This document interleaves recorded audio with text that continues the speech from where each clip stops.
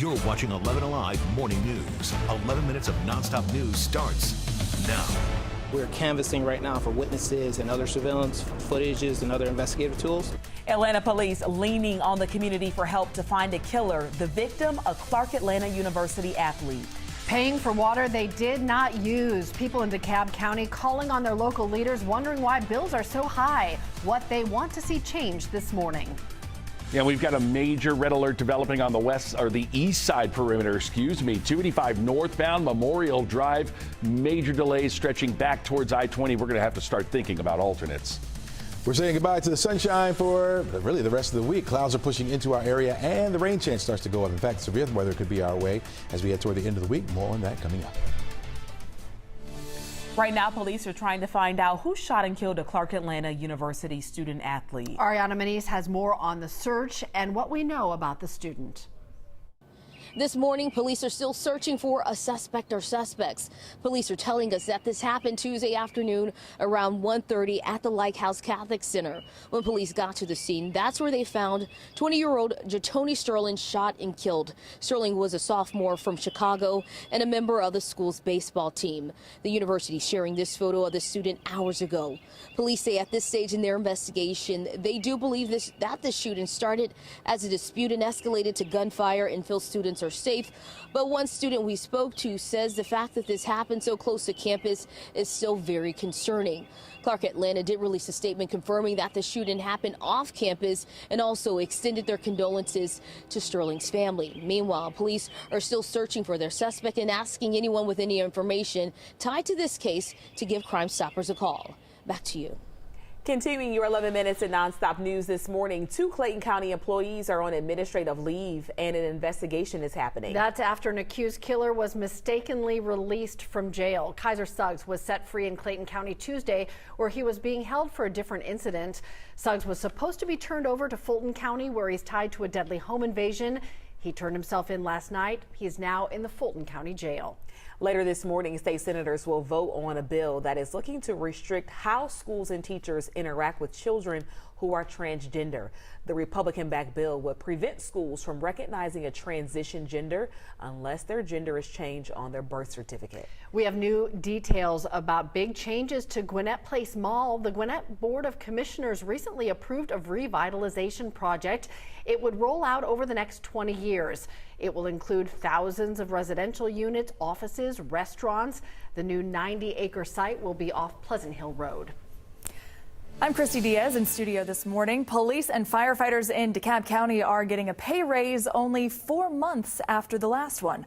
Back in October, county police and firefighters got a 6.5% raise. For police, that made the starting salary $50,500.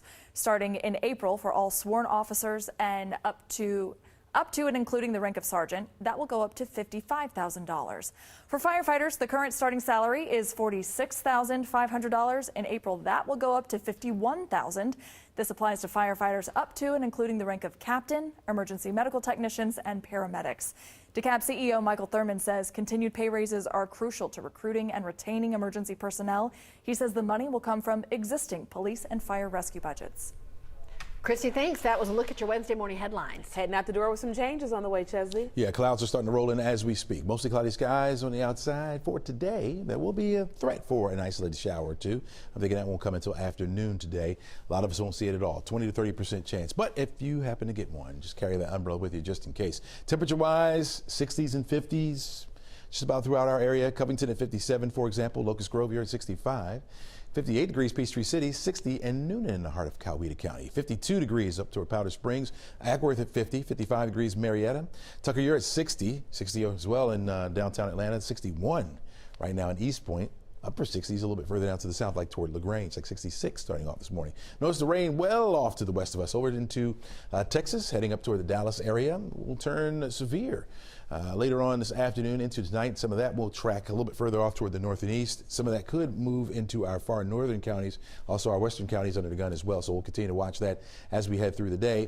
Likely it won't take place until later on tonight, and I'm thinking toward the wee hours of the morning. Could we see or hear maybe a clap of thunder up here to our far north? Although the Storm Prediction Center has placed much of our area in a moderate a marginal risk for severe weather. That's a level 1 threat out of a possible 5. Notice the level 2 threat just back off to the north and west of our area. Same area tomorrow will be under the gun once again, but notice back off toward Dallas, that red area there, just to the east of Dallas going into Arkansas and Louisiana.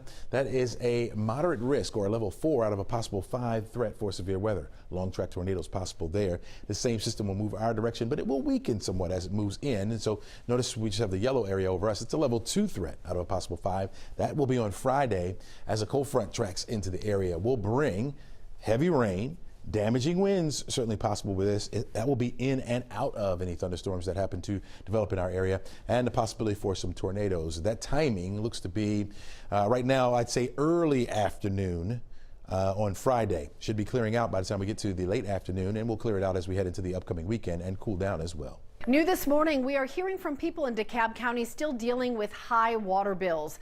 This is a new development in a years-long 11 Alive investigation. In many cases, customers say bills are coming in for water that they did not use.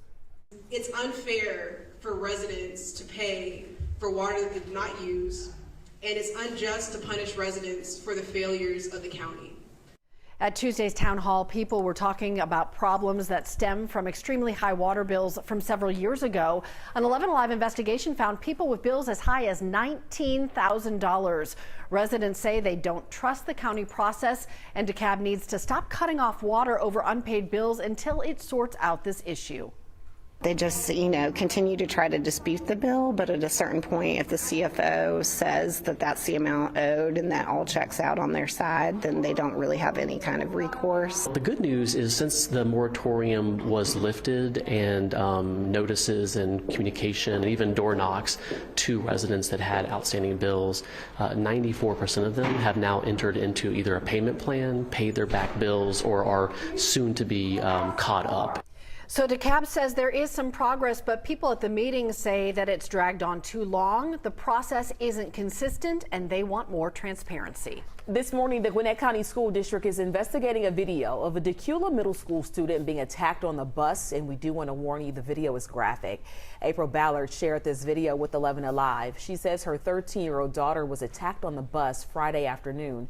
Ballard says she's having a hard time understanding why no one stepped in. I mean, she had to only be like 5 to 6 seats behind the bus driver. I don't know if he's in the driver's seat, if he stepped off the bus and make a call, but how are you protecting my kid? We sent the video to the school district Tuesday, and they say it was the first time leaders saw it.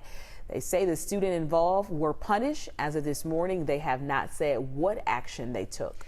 Atlanta Public Schools is now offering new health services for students. The new program is giving students access to both in-person and virtual health services, serving both mental and physical health needs. Telehealth options are available after school hours.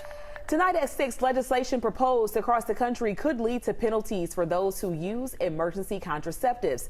Things like Plan B, One Step, were made to be used after unprotected sex to prevent pregnancy. Has a lot of people talking about how these pills actually work. Plan B won't work or will be far less effective if you take it while you are currently ovulating or have already ovulated. Tonight on 11 Alive News at 6, we verify if emergency contraceptives work during ovulation. That answer and much more tonight on 11 Alive News. You know, eating your lunch outside today will be a little different than it was just yesterday where we had all that sunshine around. Today we got the clouds in place. Temperatures right around 71 degrees, so still very warm out there, but those clouds will be around. And just after 1 is where we can start to see some of those isolated showers popping up. Not everyone gets wet. There'll just be a few around. 77 degrees will be the high temperature today. Again, 30% chance for those isolated showers. They'll linger into the evening as you're driving home, so you may be using your windshield wipers intermittently. 74 degrees by 6 o'clock. We'll get a better chance for the rain tomorrow, and Friday could be severe weather in our area. Talking about, oh, it's 6:30. I just got a stall I'm looking at. Yeah, Boom. I know. I did that. We should have been knocking on something. All right, everybody, have a great day. We'll hand it off to the Today Show and see you back here tomorrow morning.